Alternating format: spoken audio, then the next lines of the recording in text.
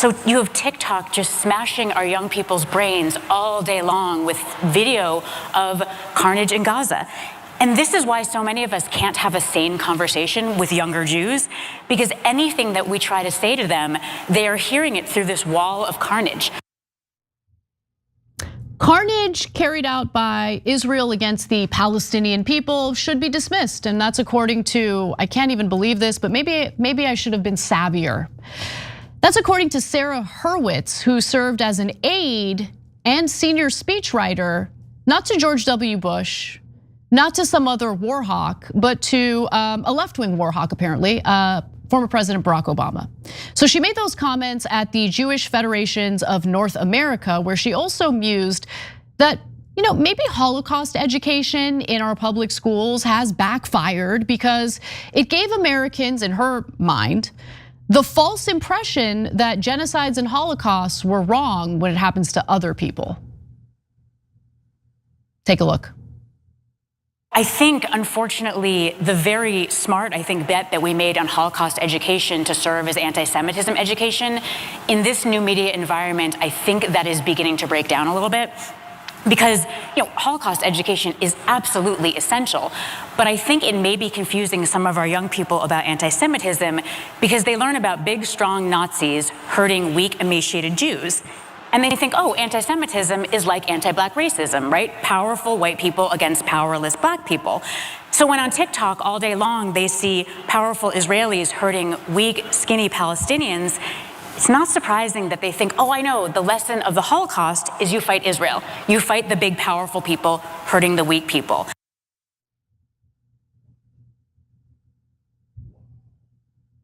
She said that.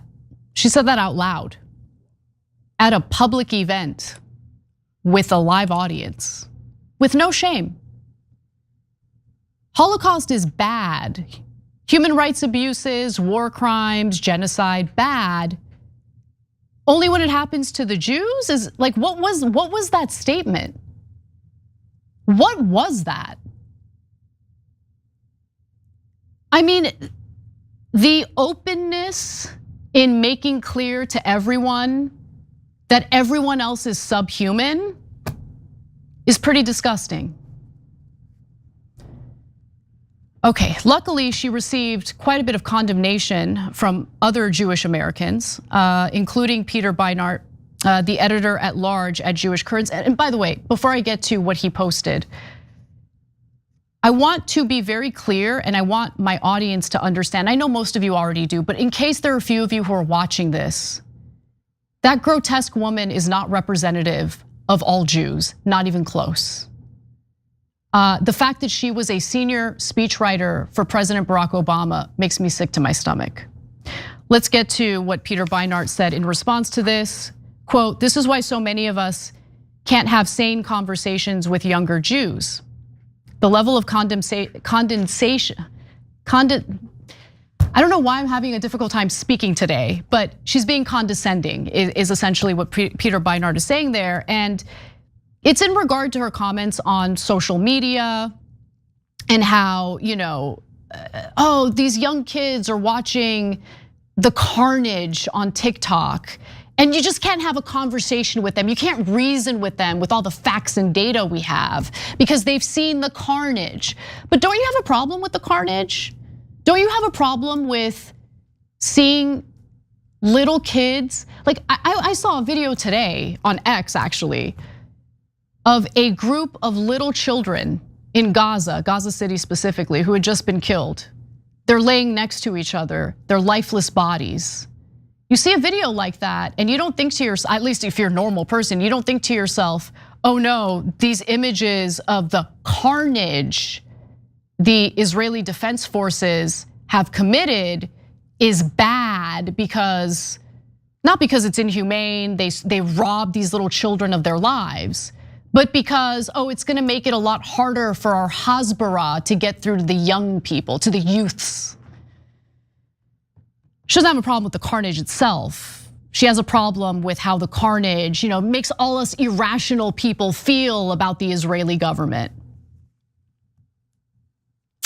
Chris Menahan also reminded everyone on X that the Holocaust Museum of Los Angeles literally took down a post saying never again can't only apply to Jews. I remember that. It was because they received backlash for posting it, so then they took it down. So I guess Holocausts are okay as long as it doesn't happen to the Jews.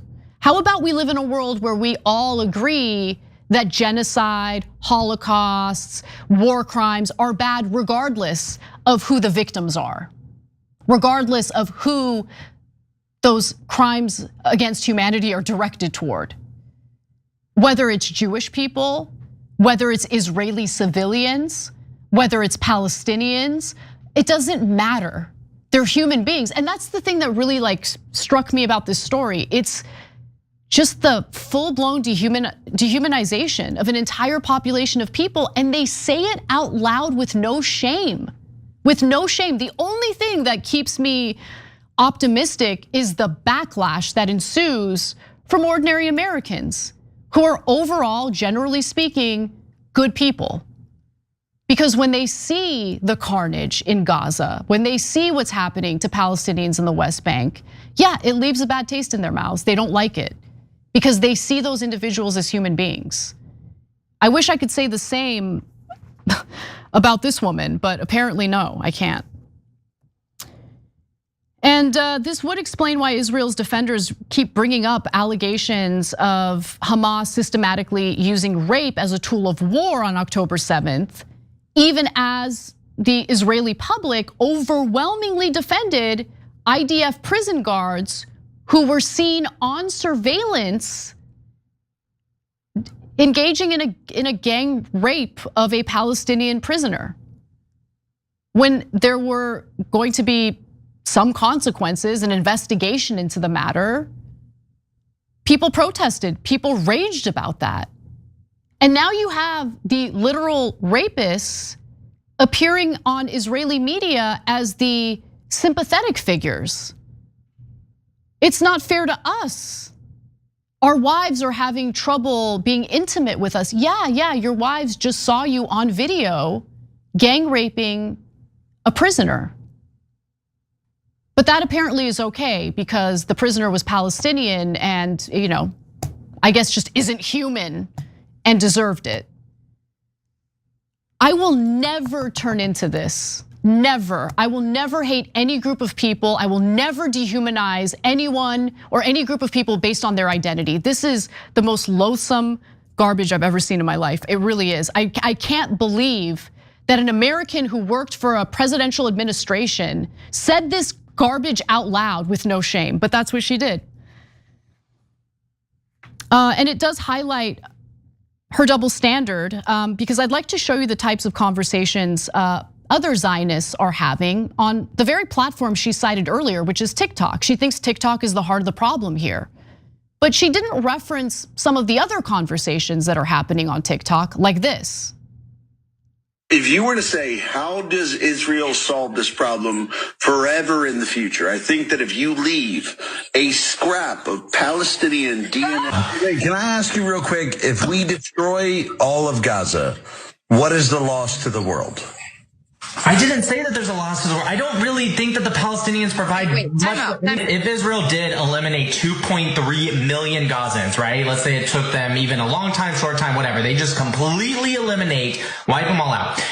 This would cause a response by the Arab countries, even ones that are like, I don't care. This would 100% cause a response by the Arab countries. They would thank us. Right, this would 100%. Exactly. Yes, they would thank us. Complete sociopaths. But there's no problem with those types of conversations taking place on social media. It's the Americans who have a problem with seeing the carnage committed by the IDF in the Gaza Strip. Got it. Dropsite News also reported today that 23 Palestinians were slaughtered by Israeli forces. There's supposed to be a ceasefire, but of course, as I've said before, for Israelis, ceasefire means you cease, we fire. And in this case, again, 23 Palestinians, including a family of 5 with one pregnant woman in that family. So she and her children were killed in that airstrike that took place in the Zaytun area of Gaza City. More than 10 people were also killed in several attacks in Gaza City. 3 people were killed and others wounded after Israeli forces targeted a group inside an UNRWA building west of Khan Yunis.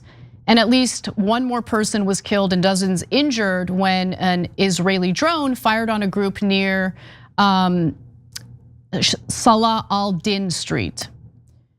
Overall, according to Drop Site News, Israel has carried out 393 ceasefire violations, killing 279 Palestinians, injuring 652 and arresting 35. This is what a ceasefire looks like, according to Israel.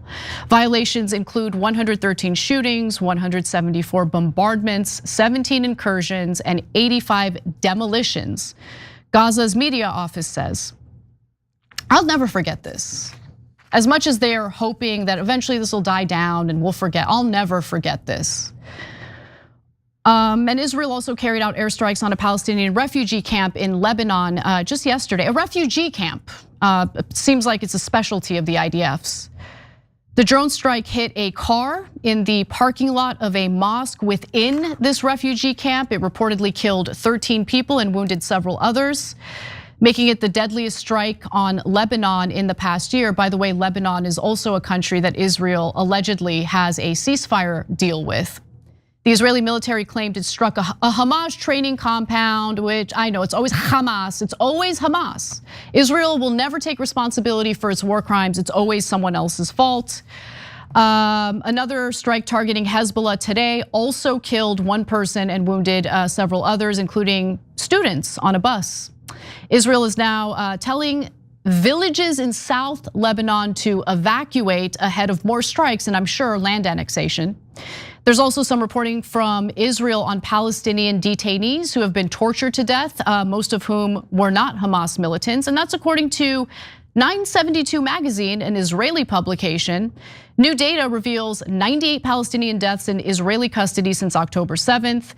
Postmortems of the deceased and testimonies from former detainees suggest many died from torture, medical neglect, and food deprivation. According to a leaked Israeli intelligence database, dozens were civilians. In fact, most of them were civilians. Of the detained from Gaza, who make up the majority of these prisoners who died in custody, less than 1/3 were classified by the Israeli army itself as militants, meaning Israel was responsible for the deaths of dozens of Palestinian civilians in custody.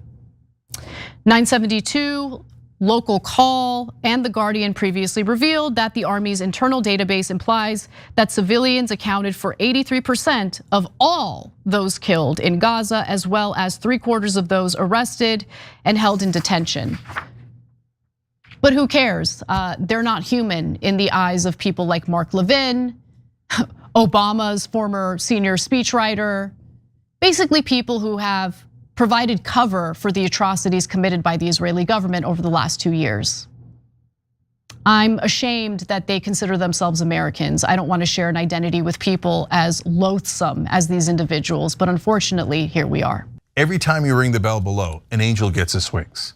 Totally not true, but it does keep you updated on our live shows.